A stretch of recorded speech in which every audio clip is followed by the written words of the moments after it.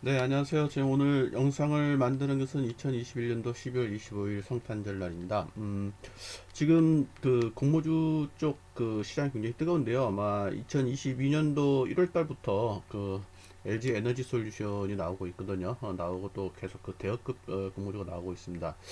그런데 이제 2021년도, 그러니까 올해를 1년을 두고 봤을 때 수익률이 가장 좋았던 것이 뭐였나 이렇게 봤을 때 아마 공모주 펀드가 아니었나 이렇게 보기 때문에 지금 공모주 투자에 대한 관심은 굉장히 뜨겁습니다. 근데 개인들이 이제 공모주에 직접 투자하기는 상당히 좀 어렵지 않습니까? 왜냐면 그 경쟁률이 너무나 치열하기 때문에. 그래서 다른 수단은 뭐가 없을까? 이제 그런 것들을 많이 물어보시는 분들을 위해서 이제 공모주 펀드를 말씀을 드렸는데, 일반인들이 잘 공모주 펀드의 어떤 그 흐름의 변화를 잘 모르고 계셔서 그런 부분을 말씀을 드려보도록 하겠습니다. 그래서 오늘 말씀드리려고 하는 것은 이런 부분이에요. 결국에는 그 운용사들이 그 상품을 이렇게 디자인할 때는 그 수요에 맞게끔 디자인을 해오는데, 공모주 쪽을 많이 찾으신 분들이 이 자산가들입니다. 소위 그, 자산이 어느 규모가 상당히 크신 분들이죠. 이제 이분들의 니드는 뭐냐면은 그 수익보다는 지키는 쪽에 관심이 많습니다. 그래서, 그래도 일단 뭐 어느 정도 적정 수익은 나와야 되죠. 적정 수익 나와야 되고, 내 자산이 안전하게 좀 지켜져야 되고, 이런 걸 굉장히 원해요. 그리고 또 하나는 이제 종합과세에 해당되지는 않아야 되고, 이런 걸 원하는데, 이런 거를 하기에는 제일 적합한 상품이 공모주 펀드이지 않나 이렇게 싶어서, 공모주 쪽이 굉장히 상당히 그 수요가 많습니다. 근데 이 공모주 펀드 쪽에 이제 새로운 트렌드가 하나 생겼어요. 그게 이제 그 뭐 제가 말씀을 드리겠지만은 그 FOF라고 해서 펀드 오브 펀드 개념으로 지금 들어가고 있고, 또 1종, 2종 이렇게 투자자를 나눠서 들어가는 컨셉이 지금 나오고 있습니다. 아마 이런 그 컨셉이 나오게 된 것은 자산 운용사에서 자산가들의 니드에 맞춰서 상품을 디자인을 하는 쪽으로 이렇게 나가 보니까 이런 새로운 컨셉이 나왔습니다. 그래서 이런 새로운 컨셉에 대해서 오늘 좀 말씀을 드리려고 하고 있습니다. 어, 주로 말씀드리려고 하는 것은 이제 오늘 이러한 내용이 되겠습니다. 첫 번째는 이제 공모주 투자의 새로운 트렌드 말씀을 드리려고 하고 있고, 두 번째는 가장 중요한 것은 이제 공모주 배정을 많이 받으려면 어떻게 되느냐 이런 얘기죠. 왜 그러냐면 공모주의 핵심은 공모주 배정을 많이 받는 게 핵심이거든요. 그래서 그런 이야기도 좀 말씀을 드리겠고, 그러면 세 번째는 왜 공모주에 투자해야 하는가? 그래서 공모주 투자가 인기 있는 이유와 뭐 따스한 개념과 공모주 수였는데, 이것은 뭐 일반적으로 사람들이 많이 알고 있는 내용인데 그래도 좀 모르신 분들이 있을까봐 간단하게 이렇게 터치를 하고 넘어가겠습니다. 제일 중요한 것은 4번입니다.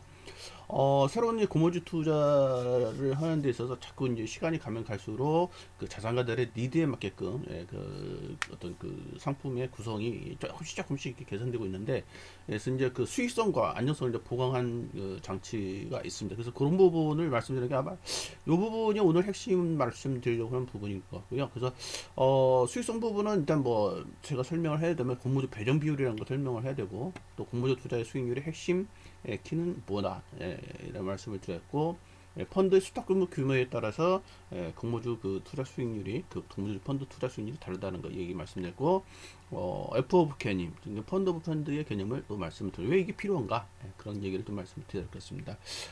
그리고 이제 두 번째 부분에서 이제 안정성 부분인데, 우리가 이제 공모주 펀드 하면 되게 이제 안전하게 생각을 합니다. 생각을 하는데, 최근에 이제 이거보다 조금 더 어떤 그 보수적인 성향을 가지신 분들을 위해서 조금 안정성을 더 보강한 개념이 나오는데, 그게 이제 1종 또는 2종의 투자 개념이 되겠어요. 이런 부분이 지금 자산가들한테 상당히 인기가 많습니다. 그래서 이런 부분을 좀 말씀드리겠고, 그리고 이제 뭐 나머지 부분은 이제 공모주 투자 흐름, 개인이 직접 투자할 경우, 공모주 사모펀드에 투자한 경우, 또 FP 투자한 경우, 이런 부분 다시 재반부에서 말씀드리고, 마지막 부분은 이제 2022년도 공모주 시장은 어떻게 보느냐, 이제 1년도 이제 2021년도에 대비해서 2022년 어떠냐, 이런 부분을 좀 말씀을 드리고 했습니다.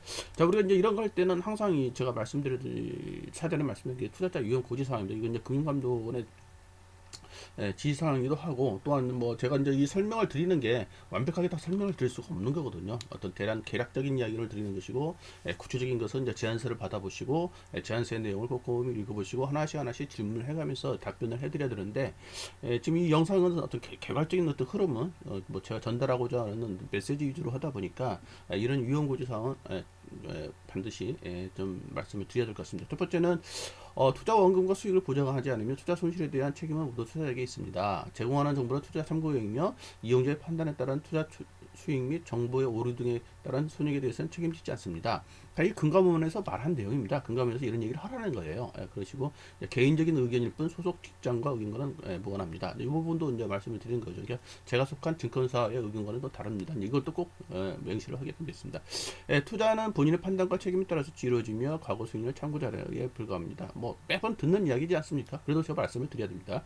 투자는 예금자 보호에 따라서 예금 보험금사 받아들이지 않습니다. 뭐 이 당연한 얘기인데 이걸 또 했느냐 안 했느냐를 가지고 또 금감원에서 많이 따지기 때문에 먼저 말씀을 드리고 오늘 이러한 내용을 말씀을 드리도록 하겠습니다.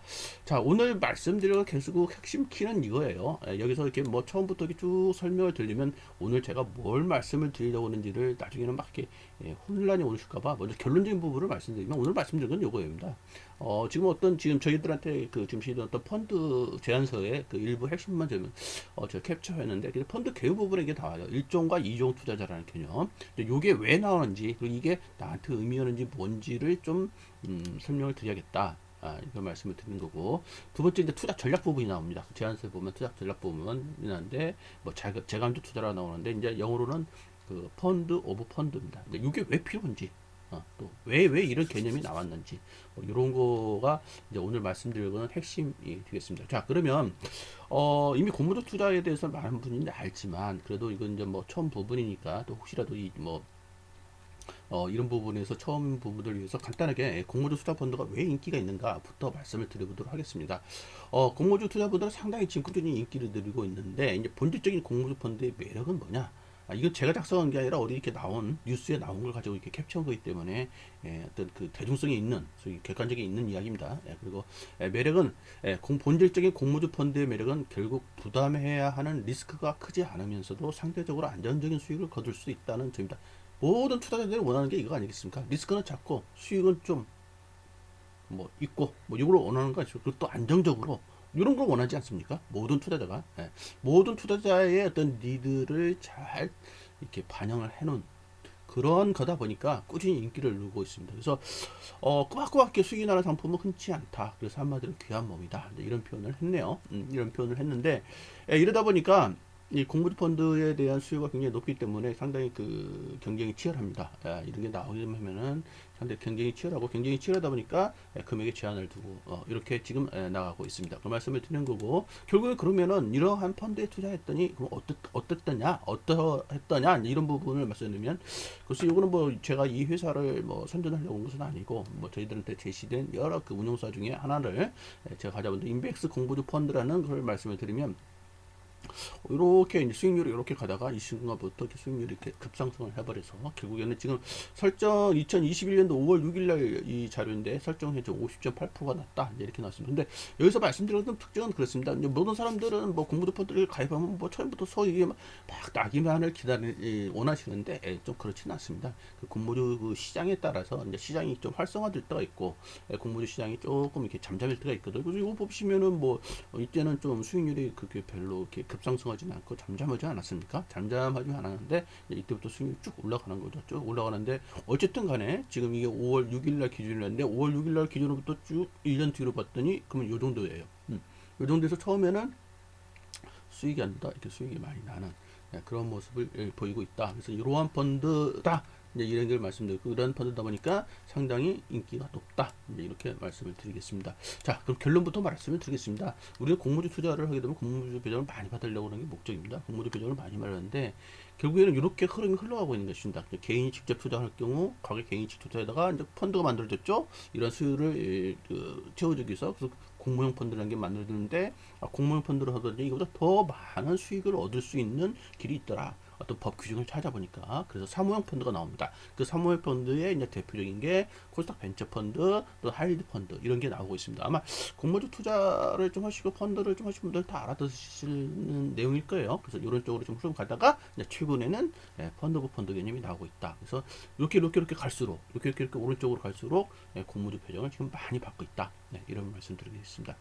자, 왜 공모주에 그럼 투자를 하나? 이제 이런 부분을 좀 말씀을 드려보도록 하겠습니다. 뭐 다 아는 얘기인데요. 그래도 이제 모르신 분들을 위해서 말씀을 드려보면 통상 이 공모주가 나올 때는 이렇습니다. 그 기존에 상장된 경쟁기업의 그 가치 대비, 그 기업의 가치 평가를 했을 때 이제 그 상장되어 있는 경쟁기업들 상장된 주가를 가지고 이제 대충 비교해서 평가를 하지 않겠습니까? 자, 그거를 봤을 때 경쟁하는 기업들의 가치를 봤을 때 20에서 40%서 할인해서 나온다는 겁니다. 예를 들면 경쟁 기업들의 어떤 평균 가격이 10,000원이라 친다면 20% 할인하게 되면 8,000원에 나온다는 것이고 40%를 할인한다는 것은 6,000원에 나온다는 거예요. 그러니까 가치 대비 상당히 싸게 나온다 공모주가. 핵심은 이겁니다. 그렇기 때문에 사람들은 투자를 하는 겁니다. 그래서 공모주 시장을 리스크가 적은 시장이라고도 한다. 워렌 버핏이 말하지 않습니까? 가치 대비 싼 걸 찾으라고. 응. 어떻게 보면 워렌 버핏이 말한 거 그대로 지금 하고 일어나고 있는 것이 이 공모주 투자입니다. 공모 시장에서 투자자 모집을 해서 공모가보다 투자자를 모집을 해야 되니까 발행하는 회사는 이 시장을 주식을 공모하는 이유는 뭐예요? 자금을 모으려고 하는 건데 그럼 자금을 모으려면 뭔가 매력을 줘야겠죠? 뭔가 매력을 주려면 어떻게 해야 돼요? 투자자를 모집을 하기 위해서 어떻게 해야 돼요? 시세보다 싸게 내줘야죠. 그래서 공모가가 시세보다 낮게 형성됩니다. 보통 몇 프로? 20에서 40%. 그래서 공모주 배정받기만 하면 대부분 그냥 수익이 나버리는 거예요. 이 시장이. 공모주 배정받기만 하면 대부분 수익이 난다 이거죠. 그러니까 사람들이 돈이 엄청나게 몰리는데 엄청나게 몰리다 보니까 배정받는 게 작죠. 그래서 이 시장은 그렇습니다. 자, 그러면 공모주 투자가 인기 있는 이유냐? 다시 한번 이제 여기 볼게요. 예를 들어서 봤습니다. 최근에 이제 레몽레인이라는 회사가 공모주가 이제 나오거든요. 자, 그러면 레몽레인의 이제 그 평균 레몽레인과 비교되는 그 회사를 시장에서 봤더니 이제 두 개 회사가 있었던 모양이에요. 그래서 그 두 개 회사의 평균 주가 수익인 44.3배를 PR을 적용을 레몽레인에다 해봤더니 레몽레인의 현재 주당 평가액은 18,500원이라고 한답니다. 그래서 18,500원이라 이거죠. 레몽레인을 지금 현재 가치로 평가를 해봤더니 18,500원이라는 거예요. 근데 18,500원보다도 한 30% 정도 싸게 공모가를 내놨어요. 그게 이제 15,000원이에요. 그래서 이 15,000원과 13,000원에서 딱 내놔가지고 기관 투자가들한테 니네들 얼마로 써낼래? 이렇게 쭉 했던 게 수요 예측 아니겠습니까? 수요 예측을 했으니까 레몬레인이 좋은 회사니까 기관들이 제일 높은 가격으로 써놨겠죠. 그래서 15,000원으로 해서 15,000원으로 공모가가 확정이 됩니다. 자, 이 회사의 가치를 평가를 했더니 18,500원이에요. 근데 공모가는 얼마예요? 15,000원이에요. 싸게 나온 거죠. 그랬는데 또 시장에서 봤어요. 현재 이 레몬레인이 시장에서 어느 정도 지금 가치를 받느냐 봤더니 코넥스 시장에서 지금 거래되고 있는 이 레몬레인의 가치가 20날 기준에서 27,500원이라는 얘기입니다. 그러면 지금 시장에서 27,500원에 내가 팔 수 있는 거를 15,000원을 받는 거 아니겠어요? 그렇죠? 코넥스 시장에다 내가 이거 갖다 팔면 어떻게 되죠? 27,500원을 판다는 얘기죠. 그래서 엄청난 거 아니겠습니까? 그렇습니다. 그래서 확정 공모가 대비 현 시세 기준 수익률도 83%입니다. 이러니까 공모주 투자가 인기가 있는 거겠죠. 그렇죠? 그렇습니다. 그런데 만약 상장 첫날 따상이라는 것은 뭐냐면은 처음에 시작한 가격이 공모가의 2배 형성된 다음에 그 다음에 그거 다시 상한가로 올라가는 거 그걸 따상이라고 하거든요. 만약 따상을 킨다면 주당은 얼마든지만 39,000원까지도 갈 수 있다 예상을 한다는 겁니다. 그럼 39,000원까지 가면은 15,000원짜리가 39,000원까지 갔으니 얼마나 큰 수익이겠습니까? 이래서 공모주 투자가 인기가 있는 겁니다. 자, 그렇게 말씀을 드리는 거고, 왜 공모주 투자, 공모주 투자? 이런 구조로 돼 있기 때문에 공모주 투자가 인기 있는 거예요. 자, 그래서, 따상이라는 얘기 나왔으니까 따상하고 공모주 수익률 개념을 얘기해 봅시다. 만약 상장 첫날 따상됐다는 얘기는 처음에 공모가보다도 2배로 먼저 가격을 떼요. 공모가가 여기라고 치면 공모가보다 2배로 100% 상승을 아침에 시작부터 뜹니다. 시작돼요. 그럼 여기서부터 주시장이 30%까지가 상한가니까 여기서 또 30%또 올라갑니다. 이렇게 올라가는 건데 예를 들면은 보세요. 공모가는 여기 보시면 주가가 39,000원, 주당 순수익은 24,000원, 10주를 배웠다면 24만원을 벌었습니다. 이런 얘기인데 이걸 거꾸로 좀 해석을 해볼게요. 자, 공모가는 얼마겠냐면은 39,000원에서 일단 24,000원을 빼요. 요 수익을 빼면 15,000원이죠. 15,000원인데 시가가 공모가의 2배를 낮다니까 15,000원 곱하기 1하면 3만원이 됩니다. 3만원. 그럼 당연히 상한가 그래서 3만원에다가 30% 그러면 39,000원이 딱 나오는 것입니다. 그래서 보시면은 자, 공모가는 15,000원이었단 말이에요. 15,000원. 15,000원에서 2배로 뛰었어요. 3만원 갔어요. 3만원에서 30% 상한가 갔어요. 이거 39,000원이 된 겁니다. 39,000원. 이걸 따상이라고 하죠. 그럼 수익률이 몇 프로냐? 자, 봅시다. 아까 얼마로 받았어요? 15,000원에서 얼마에 24,000원을 벌었죠. 24,000원. 그러면 얼마예요? 160% 수익이 난 겁니다. 네.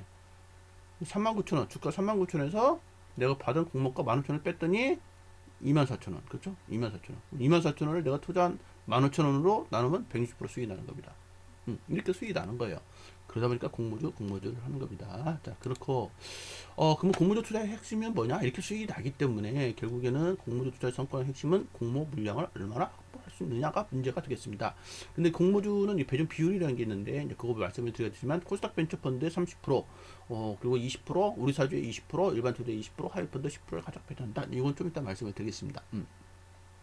자, 처음 보신 분들을 위해서 지금 앞부분, 이제 기초 부분을 얘기를 하는 겁니다. 제일 중요한 얘기는 좀 뒤에 있어요. 근데 뭔가 뭔지 모르신 분들을 위해서 공모주 투자의 이제 기초 부분을 좀 말씀을 드리고 왜 이렇게 공모주 하느냐 그 부분부터 좀 말씀을 드리고 있습니다. 자, 공모주 배정 비율이라는 게 있어요. 공모주를 그냥 배정 비율을 좀 아셔야 되는데 왜 우리가 그러면은 그 공모주 시장이 왜 이렇게 뜨겁고 왜 기관 투자가들이 많이 받고 뭐 이런 거를 좀 알으셔야 되는데 법으로 이렇게 정해진 거예요. 공모주라는 게 나오면 먼저 우리 사주 조합에 예를 코스닥 시장을 예를 들면 그게 코스닥 시장에 20% 주게끔 돼 있고 일반 청약자 이게 개인들이죠. 개인들이 20% 주겠고 나머지 기관 투자할 때 60%를 주는데 기관 투자가 그냥 60%를 받아가죠. 상당히 많이 받아갑니다. 자, 근데 60%를 들어갔는데 이것도 좀 나눠요. 하이드 펀드의 10%, 코스닥 벤처의 30%, 나머지 이렇게 나눕니다. 지금 법이 이렇게 돼 있어요. 법이 이렇게 돼 있기 때문에 이걸 최대한으로 이용을 하는 겁니다. 기관 투자가 이렇게 최대한으로 이용해서 배정을 많이 받는 거예요. 자, 그러면 일반 투자자는 어떠냐? 지금 20% 됐는데 이걸 또 이렇게 나눴죠. 반절은 비례 방식으로, 반절은 균등 방식으로 주겠다는 거 아니겠습니까? 그러면 균등 방식은 노동을 받으니까 실질적으로는 내가 받는 것은 비례 방식으로 본다면 내가 돈을 많이 투자를 하더라도 받는 것이 비례 방식이다. 결국 비례 방식은 10%밖에 못 받는 겁니다. 전체 공모주 시장에. 그러다 보니까 이 시장이 치열합니다. 치열하다 보니까 개인이 직접 투자하면 별로 못 받습니다. 자, 봅시다. 결국 공모주 투자 수익률은 핵심은 공모 물량 확보가 관건이다. 자, 이렇게 말씀을 드려가지고 그래서 했은 것은 공모주 배정 비율이라는 걸 제가 말씀을 드렸는데, 자, 펀드를 보시면 그 일반 공모 펀드가 있고 사모 공모 펀드가 있어요. 그런데 이제 우리가 좀 알아야 될 게 있어요. 자, 일반 공모 펀드 대비 사모 공모 펀드가 배정을 더 받아요. 근데 사모 공모 펀드라는 것은 이제 이런 거예요. 공모주 하이드 펀드, 코스닥 벤처 펀드 이런 걸 통해서 들어가는 거거든요. 이런 걸 통해서 들어가는 것을 사모 공모 펀드를 하는데 여기 보면 펀드를 통해서 공모주에 투자할 때 주의할 점이 있다. 무슨 말이냐? 일반 공모주의 배정 물량은 많지 않은 편이라서 공모주 투자만으로는 고수익을 내기가 어렵다. 일반 공모는 별로 못 받는다는 거죠. 그리고 또 하나, 각 운용소와 펀드별로 공모주 물량 배정이 제한되어 있다. 그래서 수탁구가 큰 펀드가 있다면 그 운용사에 한정된 공모 물량을 큰 펀드 규모로 나누어 가져야 하므로 상대적으로 수익을 내기가 더 어려워질 수 있다. 자, 이게 핵심이에요. 공모주 펀드를 하는 데 있어서. 우리가 일반 공모주 펀드를 가입할 때, 금융기관에 가입할 때, 첫 번째, 일반 공모형이냐, 사모 공모형이냐를 먼저 분간을 하셔야 돼요. 그래서 사모 공모형 펀드가 비율이 많다는 겁니다. 왜 비율이 많냐? 요것 때문에 그래요. 요 배정 비율 때문에. 사모 공모형 펀드는 하이힐드 펀드, 코스닥 벤치 펀드 이 법규를 이용해서 들어갑니다. 이용해서 들어가기 때문에 배정 비율이 10% 이상 30% 이걸 다 받아먹는 거예요. 받아먹어요. 그러고 나서 또 봤더니 이제 운용사별로 펀드별로 어떤 그 규모라는 게 있을 거 아니에요. 유명한 운용사는 펀드 규모가 클 거고 좀 덜 유명한 운용사는 펀드 규모가 작겠죠. 그러면 우리가 그냥 일반적으로 생각할 때는 유명한 운용사가 공모주를 더 많이 받겠지 이제 이렇게 생각하지 않겠습니까? 펀드 규모가 큰 데가 공모주를 더 많이 받겠지 이렇게 생각하는데 그게 아니라는 거예요. 정부에서는 그거 어떤 놈한테 이렇게 많이 주면 그놈만 독식하잖아요. 음. 그 운용사만 좋은 꼴 나니까 골고루 주자 하는 측면으로 해가지고 오히려 이 배정 비율을 그 펀드 규모 대비 일정 비율로 주는 것이 아니다 보니까 수탁구가 큰 펀드는 오히려 그 배정 금액이 자기 펀드 규모 대비 높지 않다는 겁니다. 왜? 한정된 공모 물량을 나눠서 주니까. 그래서 큰 펀드 규모로 나눠 가짐으로 상대적으로 수익을 내기 없다. 그래서 요 특성을 이용해서 나오는 게 펀드 오브 펀드라는 개념입니다. 소규모 펀드에 분산 투자한다는 거예요. 전략상. 머리를 막 쓰는 거죠. 어떻게 내가 해서 공모주를 더 많이 받을까? 이런 데다가 통해서 들어가면 배정을 더 많이 받는 거고, 또 이렇게 나눠서 하니까 배정을 더 많이 받는 거고, 그래서 개인들보다 엄청난 수량을 받는 겁니다. 자, 이게 예시를 봅시다. 그래서 이제 아까 제가 말씀드린 수익성을 보강하는 문제가 이제 펀드 오브 펀드 개념인데, 이거예요. 펀드 규모가 이렇게 있고, 분모가 있고, 배정 규모를 분자라고 합시다. 그러면 이 A가 B의 크기에 대해서만큼 비례해서 증가를 하는 게 아니라는 얘기예요. 그러다 보니까 B가 작을수록 요 배정 비율은 어떻게 높아지는 거예요. 그러니까 펀드 규모가 작은 거에 들어가죠. 펀드 규모가 작은 거. 그렇죠? 펀드 규모가 작은 거. 그런 거 위주로 들어가야 되는데, 근데 펀드 규모가 작은 것들은 대부분 운용사들이 아직 이름이 조금 덜 알려졌거나 그렇지 않겠습니까? 이름이 덜 알려졌거나 보니까 잘 골라야죠. 공모주 투자 실력이 있는 건지 그런 것도 보면서 잘 골라야 되는 겁니다. 그렇게 말씀을 드린 거고, 여기 보시면은 이제 그 아까 전략 부분을 보시면은 이제 요 부분을 말씀드렸다고 하지 않습니까? 오늘 주로 말씀드릴 게 요거라고 했는데, 요 부분, 요 부분을 지금 제가 이 얘기를 하고 있는 겁니다. 여기 보시면은 공모주 배정 수량 증가의 한계점이 있어가지고, 공모주 투자라는 것은 말입니다. 거의 25% 이상 수익률이 보이는 고수익 투자금이라는 얘기예요. 상장일날 시초가에 매도를 하더라도. 이거 다 알아요, 지금. 공모주 투자하면은 25% 이상 수익을 본다. 이걸 다 알아. 웬만한 국민들은 다 알아. 그러다 보니 공모주 시장이 뜨거워요. 기관 투자가들도 뜨겁게 달려들고 있고, 그런데 투자 금액을 2배로 증액해도 배정받는 수량은 2배로 증가하지 않더라 하는 얘기입니다. 그래서 어떻게 보면 펀드의 NAV가 뭐냐면은 Net Asset Value라 가지고 어떻게 보면 수탁구라고 보시면 돼요. 펀드의 수탁구 규모가 좀 작을수록, 요 B가 좀 작을수록 요 분모 대비 배정 비율은 증가한다. 요 특성을 알아낸 거예요. 요 특성을 알아가지고 전략을 어떻게 생겼냐면은, 그러면 자금을 운용사 한 군데에 집중하는 것보다는 좀 이 소규모 펀드에다가 분산시켜서 배정을 받는 게 더 효율적이다.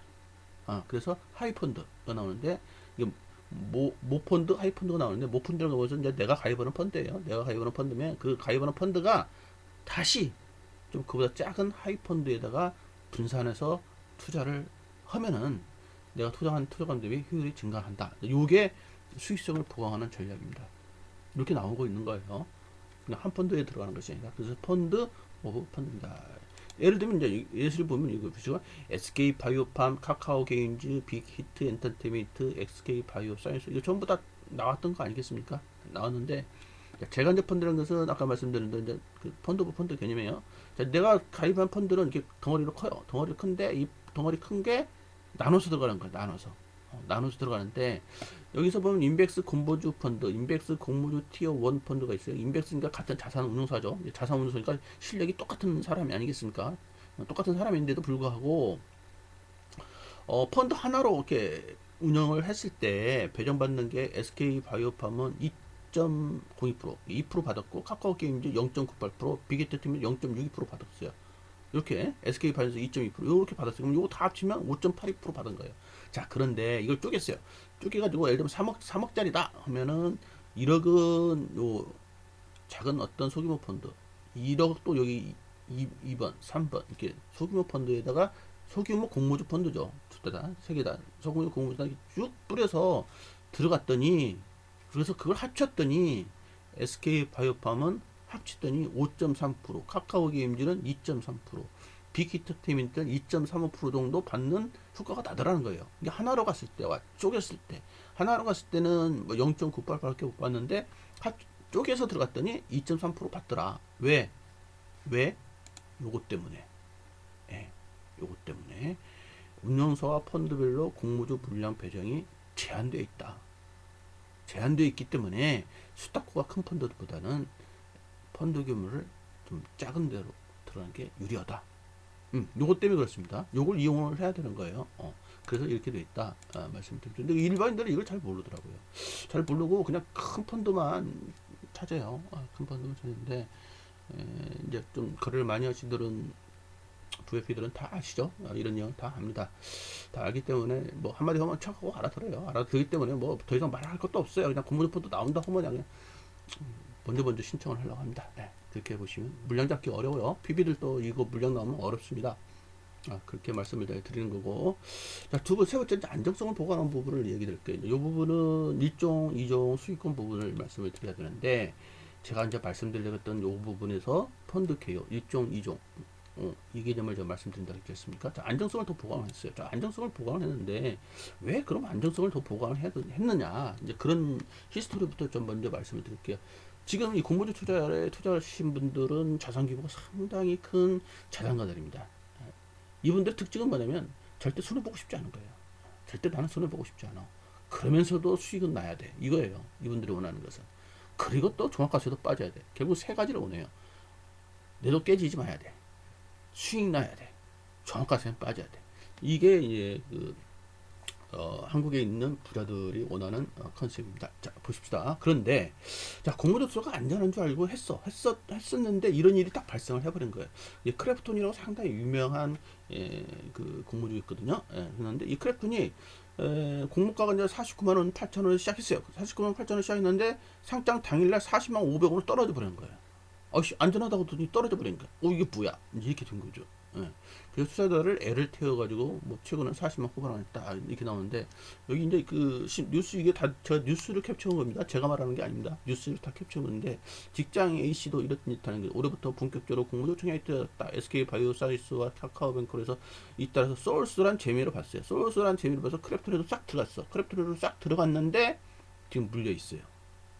이렇게 돼가지고 그럼 이게 뭐냐 이거지. 이게 뭐야 이게, 뭐 이럴 수도 있네? 이제 이런 생각이 들기 시작한 겁니다. 그래서 상장 첫날 매도하려고 했는데 주가가 하락지면서 의도적으로 팔렸다. 또 이런 게 있었고요. 이런 게 있었고, 자산가들 경험에 이런 게 있었고, 또 하나는 이제 우리가 기관 투자를 통해서 들어가야 공모주 배정을 많이 받거든요. 개인이 들어가면. 근데 이 기관 투자가들은 이런 게 있어요. 또 의무부유 확약기라는 게 있어요. 의무부유 확약기는 뭐냐면, 기관 투자가들이 많은 물량을 확보하기 위해서 처음에 나 얼마 하겠습니다 이렇게 수요 측에 참여를 할 때, 나는 이 종목을 상장한 이후에 일정 기간 팔지 않겠습니다 이제 이렇게 써내면 그걸 의무부여 확약 기간, 그럼 그 사람은 배정을 더 해주는 거예요.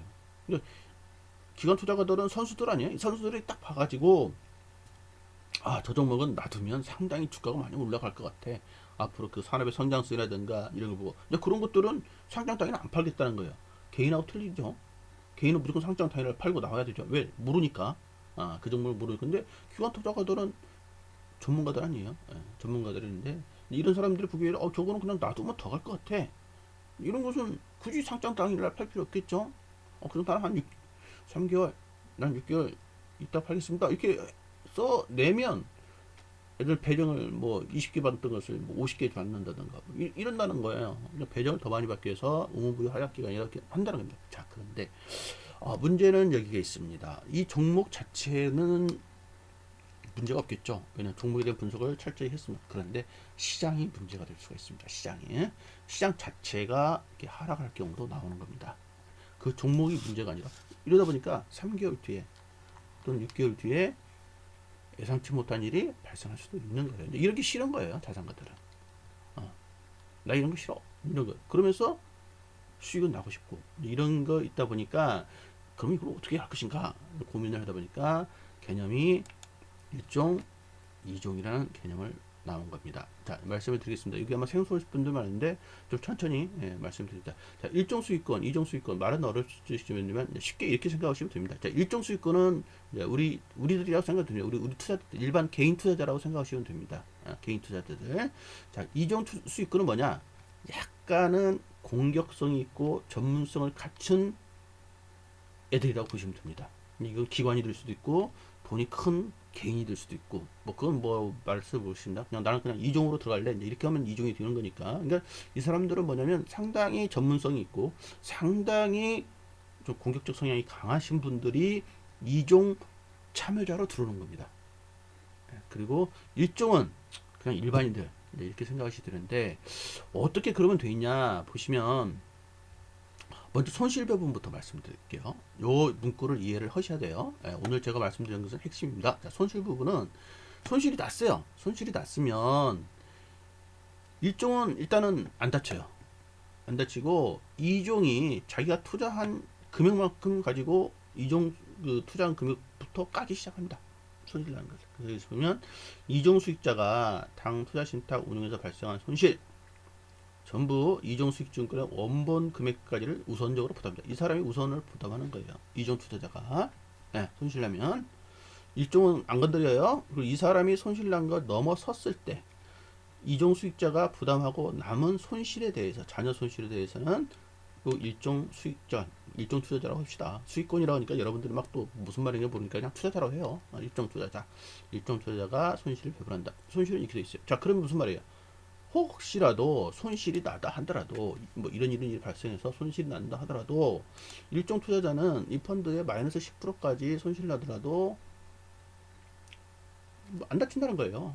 보통 이제 10%거든요. 10%, 10%입니다. 예, 이렇게 말씀을 드리는 거고, 이 뭐 좀 투자 비중이 달라지면 좀 달라지겠지만, 보통 이제 투자하는 비중이 여기가 90대 10 정도 들어가거든요. 자금 규모가. 예, 그래서 뭐이 돈이 10 정도 들어가니까 10이 다 손실 날 때까지 이쪽은 안 다치는 거예요. 이쪽은 원금이 분할된다는 거죠. 이렇게 보시면 되고, 대신 이러한 리스크 부담을 이종 투자자가 하고 있어서 수익 배분할 때 이종 수익권자의 어떤 우선권을 줍니다. 우선권을 주는데, 유리한 점을 줍니다. 우선권보다 유리한 점을 주는데, 그게 유리한 게 뭐냐 보시면, 일종 수익권자, 일종 투자자는 원금에서 연 12%, 연 12%까지는 일단 일종 수익자한테 다 줘요. 이종 수익자 가져가는 거 없어요. 일단 12% 이내의 수익은 일종 수익자가 다 먹는 거예요. 이종 수익자는 먹는 거 없습니다. 다 먹어. 그럼 얘는 뭐냐 이거지. 얘는 부담만 하고 뭐 먹는 것도 없고, 그건 아니라는 얘기죠. 대신 12% 초과를 한다. 초과를 하면 그때는 나눠 먹는 거예요. 어떻게 나눠 먹냐? 여기가 90%, 여기가 10%, 90대 10으로 나누는 겁니다. 자, 그러면 이종 수익자는 어떻게 보면 바보 아니야? 이렇게 생각할 수 있겠죠. 근데 바보가 아니에요. 절대 바보가 아닙니다. 왜 그러냐면, 이종 수익권자는 이 시장에 대해서 그만큼 자신 있다는 뜻입니다. 이 돈은. 야, 공모주 투자하면 연 12% 그거 넘을 수 있어. 이렇게 생각하는 거예요. 넘을 수 있으니까 이런 불리한 조건임에도 불구하고 들어오는 겁니다. 아까 보시면 몇 프로 났어요? 50% 났지 않습니까? 여기서 어디 갔어요? 요거 어디 갔어요? 여기 보세요. 50% 났잖아요. 50%. 50%. 이렇게 날 수 있다고 이종 투자자들은 보는 거예요. 이 시장에 대해서 자신감이 있다 이런 표현이죠. 자신감이 있으니까 나 이렇게 하고 들어가겠다. 근데 이 친구들은 먹으면 크게 먹어버리죠. 이렇게. 그리고 여기는 안정적으로 먹고, 안정적으로 먹어도 몇 프로?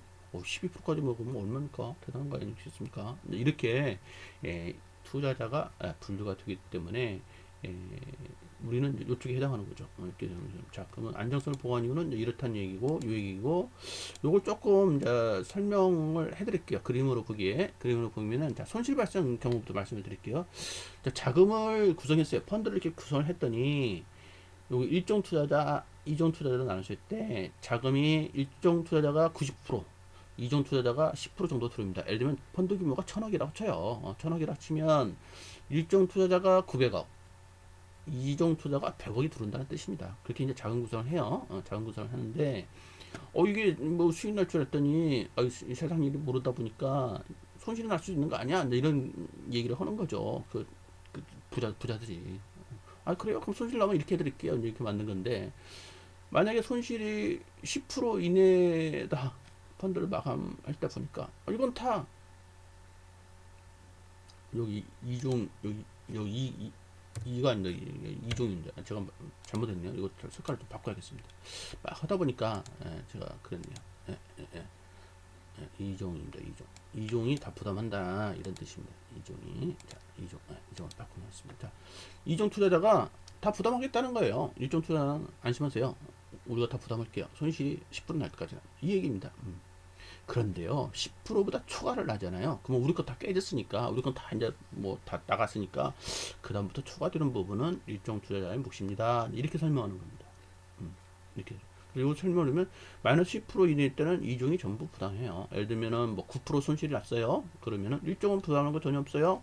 이종이 전부 마이너스 9% 손실을 부담합니다. 근데 마이너스 10% 초과를 했어요. 그럼 요 돈 다 써버렸잖아요. 요 돈 다 나가버렸죠. 그냥 그다음부터는 10% 초과 부분은 이제 일정도 손실이 난다. 그래서 예를 들면 마이너스 12% 손실 났다. 그 마이너스 10까지는 이종 투자자 걸로 먼저 다 상쇄시키고, 그리고 초과된 것은 이제 일종 투자자가 상쇄해서 여기는 마이너스 2% 정도 부담합니다. 이게 이제 손실 부분이에요. 상당히 안정성 부분을 강조를 해서 만들어낸 거죠. 왜? 부자들이 원하는 것은 그거니까. 난 수익보다도 제일 최고는 안정성이야. 이걸 원하시니까 이제 이런 규율을 말씀드립니다. 근데 이제 수익 났을 때는 어떻게 되냐? 이익 났을 때를 보니까 이거 똑같이요. 이제 자금 규모가 90대 10으로 들어옵니다. 1,000억일 경우에 900억은 1종 투자자, 2종 투자가 이제 100억 정도 이렇게 넣어가지고 이렇게 구성해서 가는 거예요. 이렇게 구성해서 가는데 펀드를 마감을 해봤더니 이익이 한 10% 정도 수익 났어요. 이건 다 1종 투자가 다 먹는 거예요. 2종 투자자 가져가는 거 없어요. 12% 이내, 12% 이내, 여기 12%, 22%, 10% 요거는 그냥 제가 예시를 들은 거예요. 여기서 보시면 주의 했지 않습니까? 여기서 사례는 설명의 편의를 위한 예시일 뿐. 예시입니다, 예시.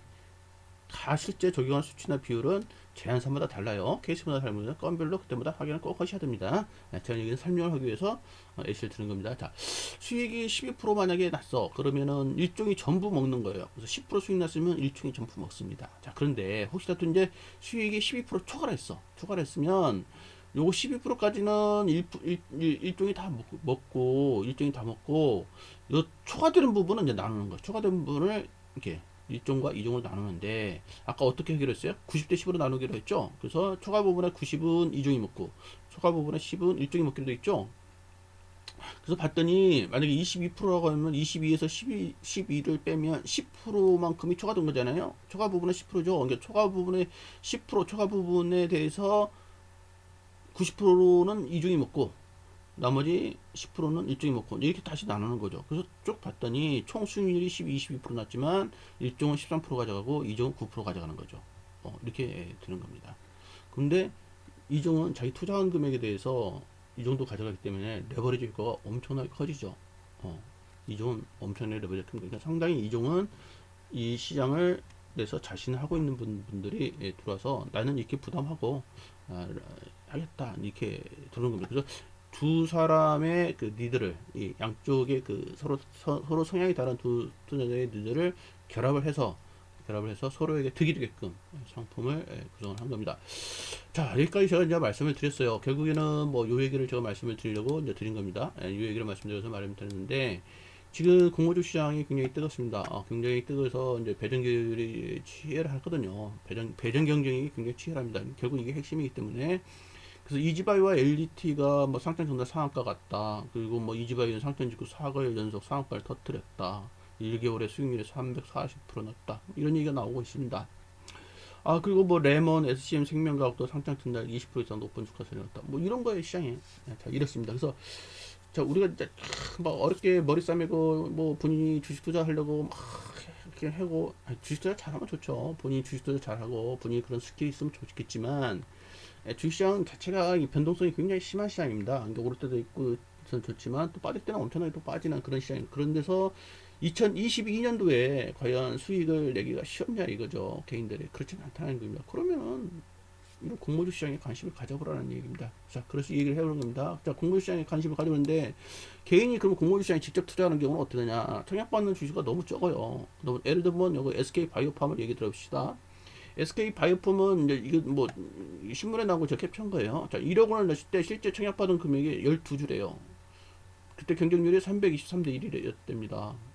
그리고 뭐 그 다음에 나오는 것도 보면 1582대 2, 1621대 1 이런 경쟁률을 보이는 거예요. 자, 그러면 실제 수익률을 계산해 봅시다. SK 바이오팜 가지고 이게 12주 받았다고 하잖아요. 12주를 받았는데 그러면 내 돈이 1억 들어갔는데 12주의 수익금이 얼마냐 이거죠. 그렇게 계산을 해보자는 거죠. 그래서 SK 바이오팜에 제가 조사를 해보니 공모가가 그때 49,000원 받더래요. 그러니까 12주면은 들어간 돈이 49,000원 곱하기 12주 해서 58만 8천원이 들어간 겁니다. 58만 8천원이 들어갔는데 아까 따삭 났다고 쳐봐요. 처음 2배 오르고 거기도 상한가 올라갔다. 그런 경우를 쳐봐요. 그런 경우면 58만 8천 원 곱하기 160%니까 수익금은 94만 800원이 됩니다. 1억 투자해가지고 94만 800원 받는 거예요. 뭐 이거 끌고 가지 않는다 치고. 왜냐면 다 대부분 그냥 그날 팔아고 나와야 되니까. 뭐 앞으로 미래가 어떻게 될지 모르지 않습니까? 개인 투자들. 그러니까 대부분 그냥 그날 팔고 나온다고 봤을 때 1억을 내가 돈을 넣는데 내가 번 돈은 94만 800원이래. 그러면 이건 나눠보면 0.94%밖에 안 돼요. 여러분들은 어떻게 생각하지만 주식시장에서 0.94%는 그냥 주식 투자해도 벌어요. 1%도 안 되지 않습니까? 1%도 안 돼요. 그냥 공모주 투자 안 해도 돼요. 그냥 삼성전자만 갖고 해도 돼요. 삼성전자만 갖고 1% 벌으려고 그렇게 힘들게 하냐? 그건 물론 제 관점입니다. 여러분들도 어떻게 생각하는지만 제 관점입니다. 어느 정도 주식에 대한 스킬이 있고 그러면은 그러신 분들은 0.94% 벌려고 그렇게 그냥 액을 안 한다 힘들겠다. 자, 결론은 우선 배정 혜택이 있는 공모주 펀드에 가입을 하는 게 좋다. 그래서 공모주 우선 배정을 받는 펀드는 일반 공모주 펀드 말고 하이힐드 채권 또는 코스닥 벤처 펀드 이런 게 있다. 이런 얘기가 요 신문에 나온 거 그냥 그대로 한 겁니다. 그대로. 자, 보십시다. 자, 그래서 카카오 게임즈 공모주 청약이 광풍을 불어서 공모주 시장이 뜨거운데 치열한 경쟁을 뚫고 내가 청약받을 확률이 그다지 높지 않은데 대안으로 떠오른 것이 바로 공모주 펀드. 이게 공모주 펀드. 그래서 공모주 펀드를 다시 말씀을 드린 건데 공모주 펀드도 잘 알고 했네. 공모주 펀드 잘 알고 계셔야 되는데 자, 개인이 공모주에 직접 투자하는 것보다 유리한 장점이 몇 가지가 있다. 왜냐면 이제 기관 투자가들 자산운용사로 이제 들어가는 거 아니에요? 첫 번째는 개인 투자자 자격에 청약된 배정들보다 훨씬 많은 물량을 받는다. 아까 보여줬잖아요. 개인 배정 비율. 그냥 받는 게 아니라 법에서 정한 이 규칙 때문에 더 많이 받는 거예요. 더 많이. 개인이 여기 균등비 빼면 10% 받는데 기관 몇 프로 받아요? 60% 받잖아요. 60%. 네, 많이 받습니다. 그래서 많이 받는다. 이런 말씀을 드리는 거고 설명을 하다 보니까 저 뒤로 넘어졌네요. 여기 보시면은 여기 두 번째. 자, 개인 자격으로 공모주 청약할 경우는 대개 청약금액 50%를 증거금을 납입을 해야 되는데 기관 투자가는 이런 증거금을 안 내요. 안 냅니다. 증거금을 내지 않아도 돼요. 이 얘기는 뭐예요? 자금을 더 활용할 수가 있는 거죠. 요번에는 이 공모주 다음에는 다른 공모주 왔다 갔다 할 수 있는 거 아니에요. 자금이 안 먹히니까. 그렇죠? 이런 장점이 기관 투자가는 있다. 그래서 공모주 펀드가 대안이다. 이렇게 말씀드리고 근데 공모주 펀드를 할 때 아무거나 해야 되냐? 그 얘기는 아니다. 아무거나 가가지고 하는 게 아니고 개인이 공모형 펀드, 공모주 펀드를 공모형 하지 마시고 사모형 펀드를 해야겠다. 사모형 펀드는 뭐냐? 코스닥 벤처 펀드, 하이드 펀드 이런 것들이 그 안에 구성되어 있는 되게 우리는 이걸 뭐라고 하냐면은 포장한다고 합니다. 포장한다고 하는데 이런 법적 성격을 이용해서 이 펀드에 가입된 것처럼 이용을 해가지고 배정비를 많이 받습니다. 그건 다 이제 자산운용사들이 전략적으로 그런 걸 하고 있습니다. 안정적인 걸로 집어넣어가지고 그렇게 하고 있어서 코스닥 벤처 펀드 하이펀드를 이제 한다. 저도 처음에는 뭐 코스닥 벤처 하이드이기 때문에 굉장히 뭐 위험한 건 줄 알았어요. 근데 그렇지 않아요. 자산운용사들이 이게 바보들이 아닙니다. 바보들이 아니고 상당히 이 분야에서 오랫동안 한 친구들이기 때문에 이 비율을 적히려는 적용할 만한 법적 원칙을 적용할 만한 회사만 잘 골라서 넣고 그렇습니다. 나머지는 다 공모주를 합니다. 그래서 사모형 펀드로 해야 되는데 여기 보면 이제 뭐 이런 게 나오는 거죠. IPO라는 것은 공모라는 얘기가 공모주 하이힐 펀드, 코스닥 벤처 펀드 이런 게 나오고 이게 이제 지금까지 일반적인 대세였어요. 요거 사모형 펀드.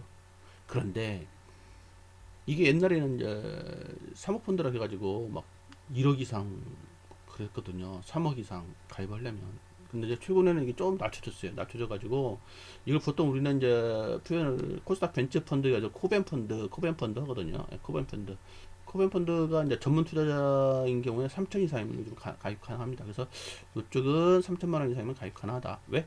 아니, 뭐 전문 투자일 경우에, 전문 투자일 경우에 가입 가능할 것이고, 다음에 이쪽에서 한 단계 더 나간 요거 펀드 오브 펀드. 이쪽은 지금 1억 이상 막 그렇습니다. 근데 더 많이 받으니까 더 인기가 있죠. 더 인기가 있다 보니까 3천원으로는 가입이 안 되고 1억 원 이상 되시는 분들만 가입이 가능합니다.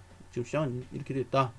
이렇게 말씀을 드립니다. 그래서 이런 걸 잘 이용해서 하시면 이제 이렇게 2021년도 같은 경우에 이런 수익을 봤다.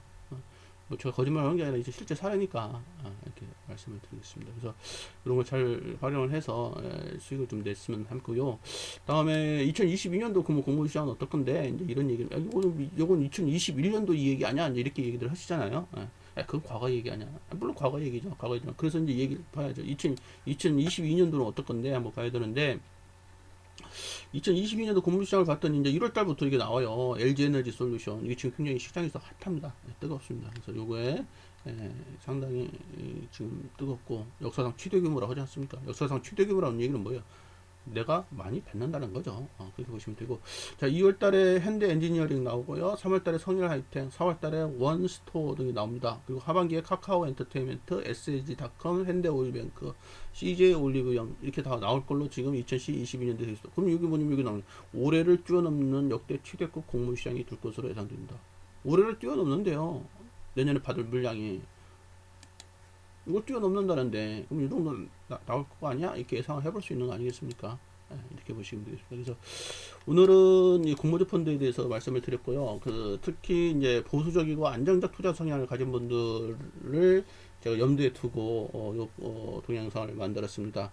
뭐 공격적인 성향인 분들은 코벤 펀드, 일반 상호형 펀드를 이렇게 하시는 게 좋겠고, 그래도 나는 좀 안정적으로 가고 싶다. 그럴 때는 그 펀드 오브 펀드 같은 그런 개념으로 갔으면 좋겠습니다. 그리고 결국 공모주 투자는 배정을 더 많이 맞는 게임이니까 이런 그 자산운용사에서 하고 있는 방법, 자산운용사에서 어떤 법적인 어떤 그 규약을 최대한 이용해서 하는 그런 펀드에 가입을 해서 새로운 트렌드에 같이 동참을 하셨으면 좋겠습니다. 여기까지 제가 말씀드렸고요. 뭐 자세한 사항은 뭐 개별적으로 제가 나올 때마다 저한테 말씀하셔가지고 제안서를 받아보고 구체적으로 이 얘기를 들어봐야 됩니다. 이는 사례는 사례마다 다른 거기 때문에 다만 흐름은 이렇다. 그래서 그런 거에 좀 관심을 가져봤으면 좋겠다. 이제 해서 말씀을 드린 겁니다. 그래서 2021년도 12월 25일 날 성탄절 날 이걸 만들어 봤습니다. 그래서 2022년도에는 수익들을 좀 많이 내셨으면 좋겠습니다. 감사합니다.